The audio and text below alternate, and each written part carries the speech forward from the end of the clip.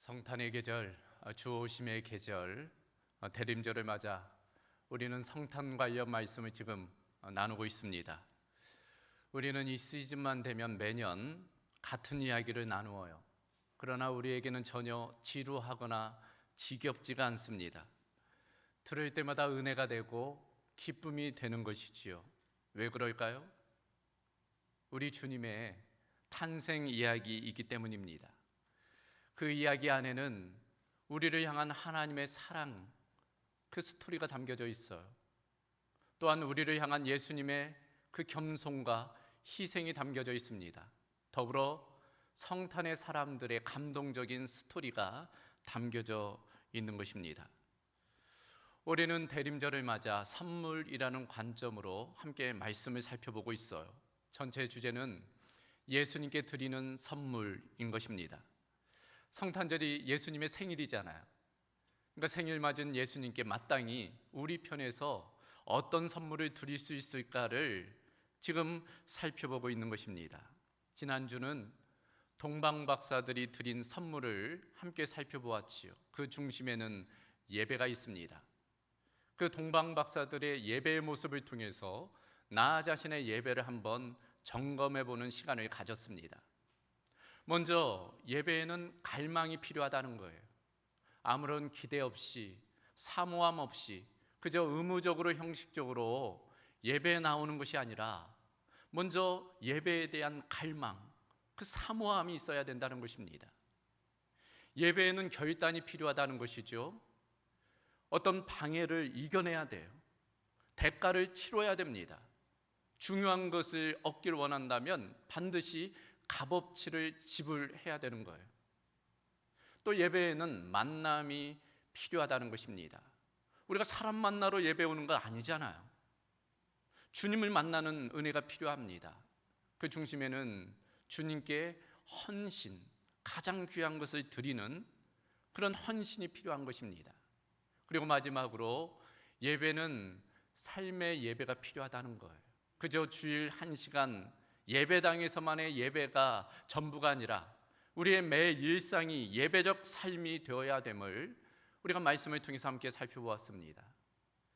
자, 오늘은 두 번째 시간입니다. 예수님께 드리는 선물, 그 두 번째 시간인데 중심에는 순종이 있습니다. 오늘 우리는 마리아의 모습을 통해서 순종의 선물을 함께 살펴보게 될 것입니다. 자, 오늘의 말씀 소위 수태고지로 알려진 말씀이지요. 수태고지라는 것은 천사 가브리엘이 마리아에게 아기 예수님의 잉태 소식을 전한 그 사건을 의미합니다. 우리는 오늘 이 말씀을 통해서 수태고지를 받은 마리아가 이 사건을 어떻게 수용했으며 또 어떻게 주님의 탄생을 준비했는지를 함께 발견하게 될 것입니다. 사실 우리는 이 이야기를 너무 쉽게 생각해요. 너무 쉽게 받아들입니다. 그러나 만약 우리가 마리아 입장이면 어떻게 될까요? 전혀 쉬운 문제가 아니지요. 참으로 받아들이기 어려운 일이었을 것입니다. 처녀인 마리아가 아이를 잉태하리라는 그 수태고지를 받고 있으니 참으로 당혹스러운 이야기이지요. 더욱이 그 아이가 하나님의 아들이라는 거예요. 메시아라는 것입니다. 그러니까 꿈에도 상상하지 못한 일이 자기에게 닥친 겁니다. 그런데 마리아는 그걸 받아들여요. 결국 순종을 통해서 마리아는 예수님의 어머니, 성탄의 사람이 될 수 있었고 결국 하나님의 위대하신 구원 계획에 동참하는 영광을 얻게 되는 것입니다. 그런 측면에서 오늘은 마리아가 보인 순종을 들여다볼 거예요. 어떻게 그럴 수 있었는지, 그리고 우리의 순종을 한번 점검해보는 시간이 되어야 할 것입니다. 그 첫 번째, 겸손할 때 순종할 수 있습니다. 따라해 보겠습니까? 겸손할 때 순종할 수 있습니다. 자, 오늘 말씀 초반부를 보면 천사 가브리엘이 이 마리아를 찾아가는 과정이 기록되어져 있어요. 특이한 것은 예루살렘이 아닌 갈릴리, 그리고 그곳에서도 아주 작은 마을 나사렛에 찾아가고 있다는 거예요. 26절을 보면 여섯째 달에 천사 가브리엘이 하나님의 보내심을 받아 갈릴리 나사렛이란 동네에 갔다라고 되어져 있습니다. 성경학자들에 따르면 이 당시 나사렛이라는 이 동네는 인구가 한 500여 명 채 되지 않는 아주 작은 마을이었다고 그래요. 그러니까 벽촌입니다. 메시아가 탄생하기로는 전혀 어울리지 않는 곳이라 생각이 되지요. 그래서 우리가 지난 시간 살펴보았지만 동방박사들이 별을 따라 오다가 별이 갑자기 사라진 적이 있잖아요. 그래서 이들이 어디를 향합니까? 예루살렘으로 향해요. 당연히 메시아라면 그 예루살렘 수도, 그것도 왕궁에서 태어나리라는 기대가 있었기 때문이에요. 그게 상식이고 일반적이기 때문입니다. 나중에 나다나엘이라는 인물도 이 메시아가 나사렛 출신이라는 이야기를 듣고 이렇게 반문해요. 무슨 나사렛에서 선한 것이 나겠느냐. 그러니까 이 나사렛이라는 이 마을은 전혀 주목받지 않는 그런 마을이었음을 보여주고 있는 것입니다. 인간적으로 생각한다면 하나님의 아들이 이 땅에 태어난다면 마땅히 궁전에서 태어나야 되겠지요. 그리고 그곳에서도 명망 있는 여인을 통해서 태어나는 것이 일반적입니다. 큰 도시의 명문가 가문에서 교육도 잘 받은 한 여인에게 태어나는 것을 누구나 기대하는 거예요. 당시에는 로마라는 국제적인 도시도 있었어요. 하물며 이스라엘 안에도 예루살렘이 수도였잖아요. 그러니까 그곳에서 태어날 것을 기대하게 되는 것입니다. 그런데 하나님의 선택은 그런 곳이 아니라 나사렛이라는 아주 작은 마을이었다는 거예요. 그리고 한 여인에게 천사 가브리엘이 찾아가는 것입니다. 그리고서 이렇게 인사를 전하고 있어요. 28절을 보면 은혜를 받은 자여 평안할지어다.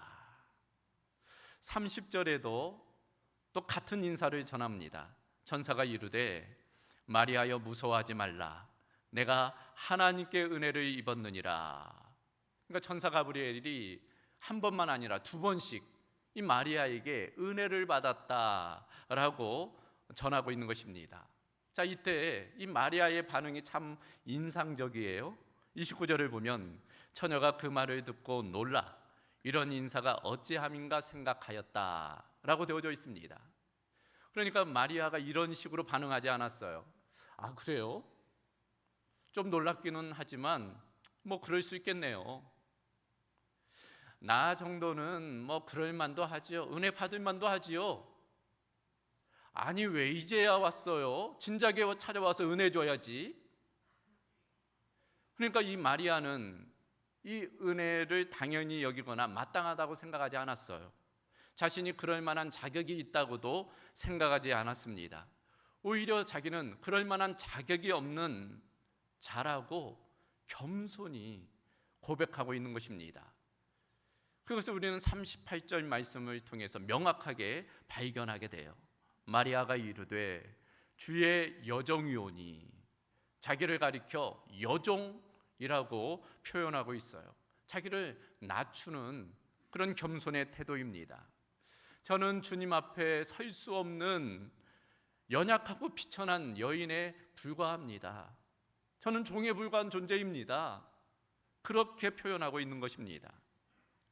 마리아는 이런 겸손한 자세로 천사의 메시지를 지금 받고 있고 결국 성탄의 어마어마한 소식을 수용하게 되는 것입니다. 이처럼 순종의 내용 안에는 겸손이 있어요. 그래서 누구는 그런 이야기를 했습니다. 순종이라는 수레에는 두 개의 바퀴가 있다는 거예요. 한쪽 바퀴는 겸손이라는 것입니다. 겸손의 바퀴가 순종을 돌아가도록 만든다는 것입니다. 우리도 마찬가지입니다. 순종을 방해하는 것이 뭘까요? 순종의 걸림돌이 뭘까요? 그것은 바로 겸손의 반대인 교만입니다. 그리고 그 교만의 중심에는 나 중심적인 생각이 있어요. 내가 하나님이 되는 것입니다. 최초의 인간 아담과 하와가 그걸 우리에게 보여줍니다. 아담과 하와의 실패의 원인, 그 중심에 바로 교만이 있기 때문인 것입니다. 하나님은 분명 선악과를 따먹으면 반드시 죽으리라 그렇게 말씀하셨어요. 그런데 하와가 뱀의 질문에 어떻게 대답하는지 아십니까? 창세기 3장 3절을 보면 동산 중앙에 있는 나무의 열매는 하나님의 말씀에 너희는 먹지도 말고 만지지도 말라 너희가 죽을까 하노라 하셨느니라. 그러니까 하나님께서는 반드시 죽으리라 했는데 이 하와는 죽을까 하노라 라고 자기 생각을 개입하고 있어요. 결국 어떻게 해요? 사단이 강력하게 유혹합니다. 4절을 보면 뱀이 여자에게 이르되 너희가 결코 죽지 아니하리라. 그러니까 변화를 느끼십니까? 하나님께서는 반드시 죽으리라. 죽을까 하노라 죽지 아니하리라. 그러니까 인간의 교만의 결국이 불순종으로 나타나게 되는 것입니다. 비슷한 일이 이스라엘의 초대왕 사울 왕에게도 있었습니다. 어느 날 아말렉과 전투하게 되는데 하나님께서는 사무엘을 통해서 그 전투에서 모든 것을 진멸하라 명령하시지요. 하나님의 은혜로 전투에서 승리하게 됩니다. 그런데 돌아올 때 모든 것을 진멸하지 아니하고 양과 염소를 가지고 돌아오게 돼요. 그것에 대해서 사무엘이 묻는 거죠. 왜 이 양의 울음소리, 염소의 울음소리가 들립니까? 그때 사울 왕의 대답은 이것이었습니다. 이걸 하나님께 제사 드리기 위해서 챙겨왔나라고? 여러분, 핑계 대려면, 이유를 대려면 얼마든지 될 수 있어요. 순종하지 않으려는. 그러나 하나님은 그걸 원하는 것이 아닙니다. 사무엘을 통해서 뭐라고 말씀하십니까? 순종이 제사보다 낫고 듣는 것이 순양의 기름보다 나으니라 말씀하고 있는 것입니다. 그리고 내 경험, 내 지식, 내 판단이 하나님 말씀보다 우선하면 순종할 수 없어요. 내가 하나님의 위치에 있기 때문인 것입니다. 그러므로 겸손해야 돼요. 하나님의 말씀을 겸손히 받아야 하는 것입니다. 그래요, 물은 높은 곳에서 낮은 곳으로 흘러요. 은혜도 높은 곳, 하나님 편에서 낮은 곳, 겸손한 사람에게 흐르는 것입니다. 그런데 내가 교만해지면 하나님의 위치만큼, 아니 그 위에 내가 오르면 그 은혜는 흐를 수가 없는 거예요. 그러므로 우리가 겸손할 때 하나님의 은혜가 우리의 순종을 통해서 세상에 흐르게 된다는 것, 우리는 기억해야 할 것입니다. 먼저 겸손할 때 순종할 수 있음을 우리는 깨달아야 할 것입니다. 두 번째, 믿을 때 순종할 수 있습니다. 따라해 보겠습니까? 믿을 때 순종할 수 있습니다. 여러분, 순종의 한쪽 수레바퀴가 뭐라고 말씀드렸죠? 겸손이죠. 그리고 다른 쪽 바퀴가 있는데 그것은 바로 믿음입니다. 이 겸손이라는 수레바퀴와 이 믿음이라는 수레바퀴가 함께 돌아갈 때 우리는 순종할 수 있는 거예요. 오늘 말씀으로 다시금 들어가 보면 이 가브리엘 천사가 평안의 인사와 더불어 천사 마리아에게 전한 소식은 바로 아기 잉태의 소식이에요. 31절을 보면 보라, 내가 잉태하여 아들을 낳으리니 그 이름을 예수라 하라 라고 말씀하고 있어요. 근데 그 아기가 누구인가 하면 32절 35절을 보면 그가 큰 자가 되고 지극히 높으신 이의 아들이라 일컬어질 것이요 나시바 거룩한 이는 하나님의 아들이라 일컬어지리라. 아이를 잉태할 텐데 그 아이는 하나님의 아들이라는 거예요. 메시아라는 것입니다. 아이를 잉태하는 것만 해도 놀라운 소식인데 하나님의 아들을 잉태한다고 하니 이 마리아 입장이 얼마나 당황스럽고 당혹스러웠을까 우리는 짐작해 볼 수 있습니다. 그도 그럴 것이 오늘 본문 말씀 중에 반복되는 단어가 있어요. 처녀라는 단어입니다. 이 처녀라는 단어가 3번 등장해요. 27절에 2번, 29절에 1번입니다. 그러니까 지금 마리아의 상태는 처녀라는 거예요. 그리고 34절에서는 마리아가 분명 이렇게 고백하고 있어요.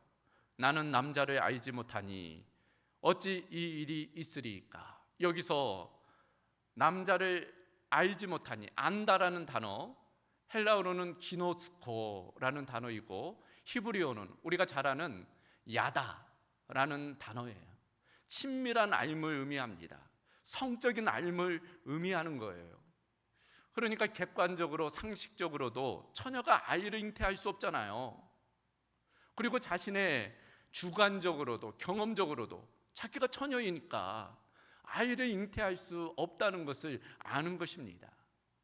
여러분, 소위 3단 논법이라는 것이 있어요. 처녀는 아이를 잉태할 수 없다. 나는 처녀이다. 그러므로 나는 아이를 잉태할 수 없다. 이것이 논리적인 전개입니다. 그런 자신을 향해 하나님의 은혜를 입어 이제 아이를 잉태하여 낳을 것이다 하고 있으니 참으로 난감한 상황이죠. 어처구니 없는 상황입니다. 그래서 마리아가 이렇게 질문하고 있잖아요. 34절 보면 나는 남자를 알지 못하니 어찌 이 일이 있으리까. 의구심이 드는 거예요. 도무지 합리적으로 상식적으로 맞지 않는 일을 이야기하고 있으니까 이 마리아도 의문이 드는 것입니다. 그래서 질문하고 있어요. 그때 천사가 이렇게 대답합니다. 대저 하나님의 모든 말씀은 능하지 못하심이 없느니라. 하나님께 모든 일이 가능하다, 그렇게 이야기하는 거지요. 결국 이에 대해서 마리아가 이렇게 반응합니다. 주의 여종이오니 말씀대로 내게 이루어지이다. 여러분, 성경은 그저 한 절 한 절 짧게 이 상황을 묘사하고 넘어갑니다. 그러나 우리는 짐작해 볼 수 있어요. 그 짧은 순간 그 마리아의 마음 가운데 얼마나 많은 생각들이 교차했을지, 얼마나 의구심, 얼마나 많은 질문들이 교차했을지를 짐작해 볼 수 있는 거예요. 그러나 결국 마리아는 그 말씀을 받아들였다는 것입니다. 의구심이 있었지만 그걸 수용했다는 거예요. 비슷한 일이 구약 창세기에도 나타나지요. 아브라함의 이야기입니다. 아브라함이 나이가 들어 아이가 없었어요. 도무지 아이를 낳을 수 없는 상황이었습니다. 그런데 하나님께서는 그 아브라함에게 자녀를 주겠다 약속을 하셨지요. 그리고 어느 날인가는 한밤중에 아브라함을 밖으로 불러내어 하늘을 바라보게 하시고 저 별들만큼 많은 후손을 주겠다 이야기하시는 것입니다. 그때 아브라함의 반응이 무엇입니까? 창세기 15장 6절을 보면 아브라함이 여호와를 믿으니 여호와께서 이를 그의 의로 여기셨다. 아브라함에게 의문이 없었을까요? 아브라함에게 질문이 없었을까요? 그럼에도 불구하고 아브라함은 그 하나님의 말씀을 받았다는 거예요. 하나님을 믿었다는 것입니다. 신약에 와서도 비슷한 이야기가 기록되어져 있습니다. 베드로의 이야기이죠. 어느 날 동무들과 함께 그물을 내려요. 밤이 새도록 그물을 내렸는데 물고기 하나 낚지를 못합니다. 이제는 포기하게 되죠. 아침에 이르러 그물을 다 씻어요. 정리합니다. 집으로 돌아가려고 하는 거예요. 그런데 예수님께서 방문하세요. 그리고 말씀하십니다. 깊은 곳에 가서 그물을 내리라. 여러분, 지금의 상황을 한번 보십시오. 지금의 형편을 보십시오. 그물을 다 씻었습니다. 또 그물을 내리려면 수고를 감당해야 돼요. 지금 아침이라는 시간은 그물을 내리기에 적당한 시간도 아니에요. 깊은 곳도 마찬가지입니다. 상식적으로 합리적으로 지금 그물을 내릴 만한 때가 아닌 거예요. 그런데 베드로가 어떻게 고백합니까? 누가복음 5장 5절을 보면 시몬이 대답하여 이르되 선생님, 우리들이 밤이 새도록 수고하였으되 잡은 것이 없지만은 말씀에 의지하여 내가 그물을 내리리이다. 베드로는 의문이 없었겠습니까? 베드로는 질문이 없었겠어요? 그럼에도 불구하고 주님 말씀하시니 내가 따르겠습니다. 하고 있는 것입니다. 여러분, 믿음은 진공 상태에서 나타나지 않습니다. 하나님의 일을 감당할 때 의심이 들 때가 있어요. 그러나 그 의심이라는 상황이 오히려 믿음의 진가를 드러낼 수 있는 상황입니다. 의심이 없는 상황인데 굳이 믿음이 필요하지 않잖아요. 그냥 하면 되는 거예요. 그러나 의구심도 들고 질문도 있지만 그럼에도 불구하고 하나님 말씀하시니 그 말씀대로 믿고 순종하는 것입니다. 그러므로 믿음은 의심이 없는 상태가 아니라 의심을 이겨내는 상태를 의미하는 것입니다. 마리아는 자기에게 선포된 말씀을 믿었어요. 말씀대로 메시아가 자기를 통해서 탄생할 것을 믿었습니다. 그리고 순종했던 거예요. 그 순종의 마리아를 통해서 성탄의 기쁨이 이루어지게 된 것입니다. 우리에게도 그런 믿음을 통한 순종이 있어야 될 줄로 믿습니다. 한 가지 더, 순종은 삶으로 나타나야 하는 것입니다. 따라해 보겠습니까? 순종은 삶으로 나타나야 합니다. 자, 38절 말씀 다시 보면 마리아가 이르되 주의 여정이 오니 말씀대로 이루어지이다. 최종적인 이 마리아의 고백이지요. 말씀대로 이루어지기를 바랍니다 하고 순종하는 거예요. 천사의 수토의 고지를 믿음으로 수용하는 거지요. 그리고 그것을 삶으로 살아내는 것입니다. 자, 우리는 이 상황을 쉽게 이야기하지만 그 당시의 상황과 관습을 생각하면 마리아가 이 수태고지를 수용한다는 것 참 쉽지 않은 일임을 알 수 있어요. 얼마나 큰 어려움과 위험을 당하게 될지를 마리아도 알고 있었기 때문입니다. 지금 결혼한 상태가 아니잖아요. 정혼한 약혼한 상태입니다. 관습에 따르면 한 1년 정도 그런 정혼 기간을 보내게 돼요. 그 상황 가운데는 부부간에 동침할 수 없어요. 그런데 아이가 잉태되어 배가 불러지면 어떻게 돼요? 문제가 생기는 것입니다. 사람들의 눈총을 받게 되죠. 심하면 돌에 맞아 죽을 수도 있는 상황인 거예요. 근데 마리아는 그 모든 것들을 감내하겠다는 거예요. 그걸 수용하겠다는 것입니다. 더군다나 이것을 모면할 수 있는 이제 인간적인 방법도 있잖아요. 예를 들면 요셉과 동침하는 것입니다. 물론 잠깐은 좀 손가락질 받겠지만 그러나 죽기까지는 가지 않기 때문에 그런 방법도 있어요. 하지만 그런 식으로 문제를 모면하려고 하지 않습니다. 마태복음 1장 25절에 보면 아들을 낳기까지 동침하지 아니하였다 말씀하고 있어요. 그리고 아이가 태어나자 천사가 명한 대로 그 이름을 예수라고 정하게 됩니다. 누가복음 2장 21절에 보면 할례할 8일이 되매 그 이름을 예수라 하니 곧 잉태하기 전에 천사가 일컬은 바로라. 천사가 이야기한 대로 그대로 예수라는 이름을 짓게 되었다는 것입니다. 마리아의 순종이에요. 그러니까 마리아는 행동으로 삶으로 순종했다는 것입니다. 우리도 마찬가지입니다. 순종은 말만 아니라 행동으로 삶으로 드러나야 돼요. 그 과정에서 때로는 희생을 감수하고 대가를 치루어야만 합니다. 여러분, 할 수 있는 것만 순종한다면 그게 무슨 순종입니까? 때로는 할 수 없는 것까지라도 순종하는 것이 진정한 순종이라 할 수 있어요.